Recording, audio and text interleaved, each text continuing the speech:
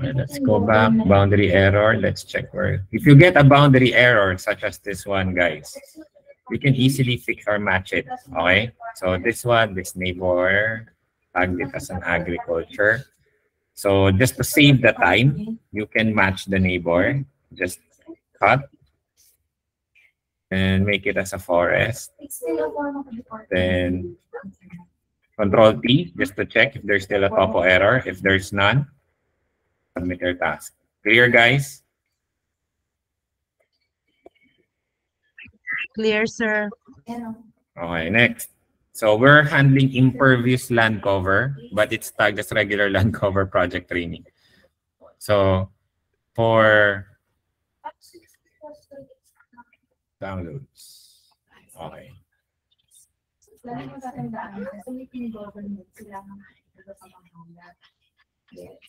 Okay. So let's go with the intersection because it's a new thing for everyone. Okay. So this one is a good sample, guys. This one is marked as road intersection. When you say road intersection, it's an intersection between two roads. So it creates a cross. Okay, clear? This one, you have to fill in the gap because every gap is filled up for the sidewalk except for this one. Intersection.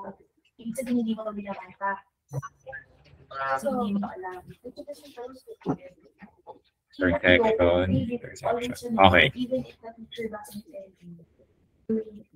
You should have the initiative to read it yourselves.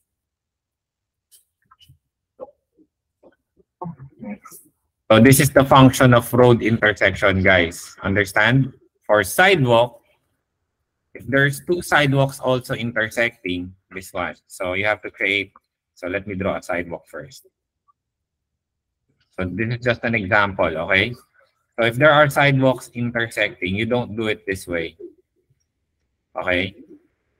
So you have to cut here. And this one also here. Then you have to choose sidewalk intersection. Clear, guys? Understand how to use sidewalk intersection? Yes, sir. Okay. There's a sidewalk overlap and road overlap. Okay, this happens if the sidewalk is on top while the other sidewalk is at the bottom. So overpass and underpass, something like that, guys. So remember, guys, the overlap is used for underpass and overpass. Clear? So the overlaps are used if one is on top, one is at the bottom. Understand? Clear, guys? Yes, sir. Yes, sir. Okay. Is that as overlap, sir, the one in the bottom or the one on top? Use it for both. So let me just draw an example. So for example, this one is on top, then another road is under, right? So the intersecting line of the overpass and the underpass, you have to cut it there. You have to cut there. And then use road overlap. Okay? If it's a sidewalk overlap, one is on top, one is at the bottom, then use sidewalk overlap. And also for railway overlap. Elevated railway and on the ground railway. Clear? So same goes for driveway, sidewalk, and so on. This one is not a road, so I'll delete this. This one is a sidewalk, so I'll cut here and fix. As much as possible, make it a little hard. So this is a sidewalk. Sorry. Sidewalk. There. Clear, guys? So,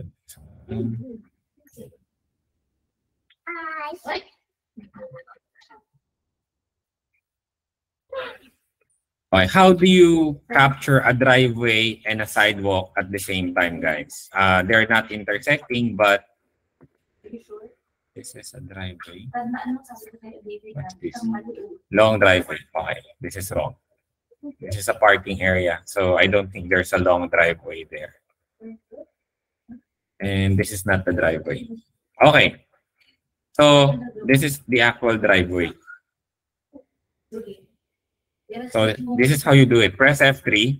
It will switch off driveway, but you want to take the driveway and switch off the sidewalk. Press F3 again. So the sidewalk is gone. So what you will do, press E to draw the driveway.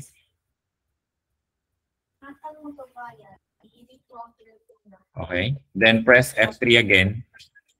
So the driveway is gone, but all you have to do is put a check mark on the sidewalk. So you can see the driveway is overlapping with the sidewalk. Are we clear? So that's how you do an overlap of the sidewalk and the driveway. This one is wrong. It's not a long driveway. Sir, ano po function na F3? F3, to switch between sidewalk and driveway. The driveway is way here. It's over. Again.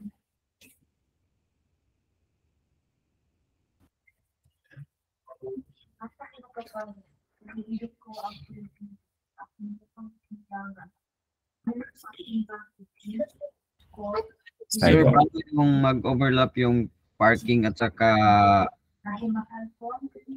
road? Sorry? Parking and road?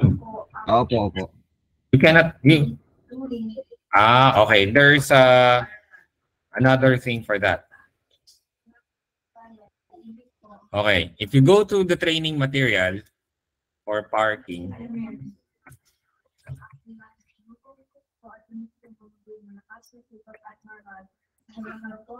okay, parking. Okay. For parking, there's what we call inside parking and outside parking. Have you encountered that in the training material? Yes po. Yes, sir.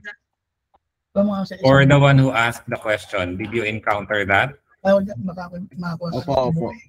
Inside parking po. Inside parking, when you say inside parking, it's in the road. That means it's just on the side of the road. I'm looking for the parking. Okay lang. Hold.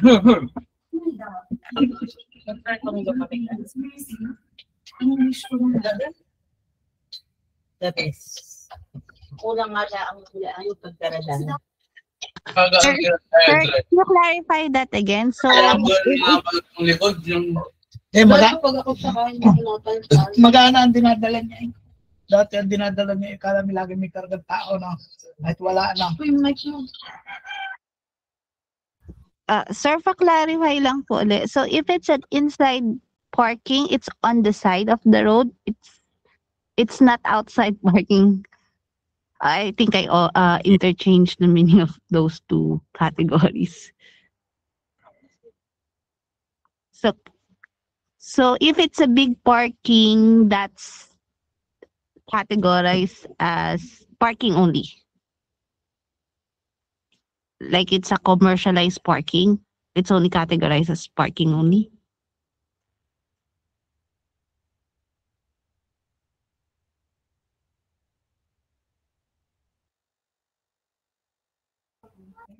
Okay, guys, here's an example of an inside parking if you check the training material. It's in the road, right? But technically, it's on the side, correct?